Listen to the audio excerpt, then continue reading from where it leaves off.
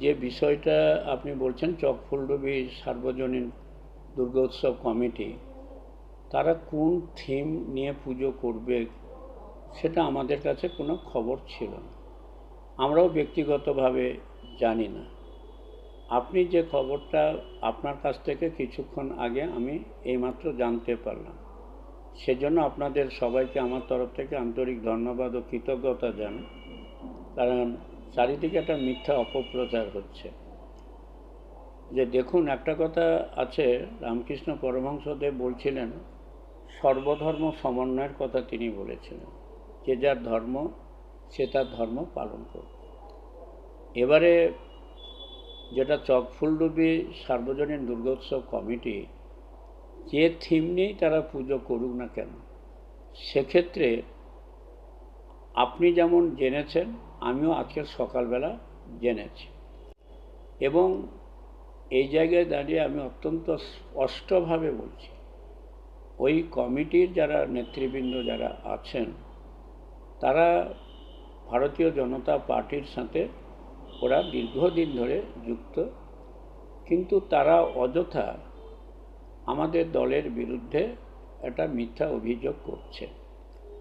এবং আমাদের গ্রামের কিছু মানুষ, পুজো কমিটিতে সব দলেরই মানুষ থাকে এবং সবাইকে নিয়েই তো পুজো। এবার আমাদের যেটা প্রধানের কথা বলা হচ্ছে গোবিন্দবাবু, গোবিন্দ প্রধান উনি ছিলেন না। গোবিন্দবাবু এর আগের বারে প্রেসিডেন্ট ছিলেন, এবারে তার নাম তিনি না বলে দিয়েছেন, রেজিগনেশন দিয়েছেন, তার সত্ত্বেও তার নামটা এবারে ছাপিয়ে দিয়েছে। খুব পরিকল্পিতভাবে তার নামটাকে ছাপিয়ে দিয়ে এটাকে একটা রাজনীতি উদ্দেশ্যে এটাকে করার চেষ্টা করছে। কারণ এই চকফুলডুবি সার্বজনীন দুর্গোৎসব কমিটির যিনি প্রতিষ্ঠাতা শ্রী অশ্বিনী কুমার গায়ন মহাশয়, তিনি সাগরের একজন মানে কি বলবো বিদগ্ধ ব্যক্তিত্ব, ওই প্রতিষ্ঠানের সঙ্গে যুক্ত আছে। তা তিনি এইটার ব্যাপারে কতটা কি জানেন আমি জানি না।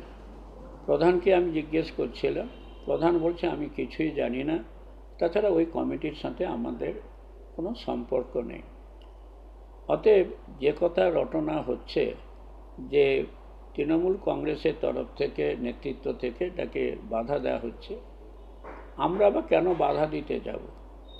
আমি যে কথা আগে বললাম, যে যার ধর্মের ইস্যু নিয়ে সেটা করতে পারে। অপারেশন থিয়েটার, অপারেশন মানে এই অপারেশন সিঁদুরকে নিয়ে যদি কোনো থিম নিয়ে যদি কেউ পুজো করে থাকে করবে, তার ব্যক্তিগত মত আছে, তার পুজো কমিটির অনুমতি নিয়ে তারা করবে।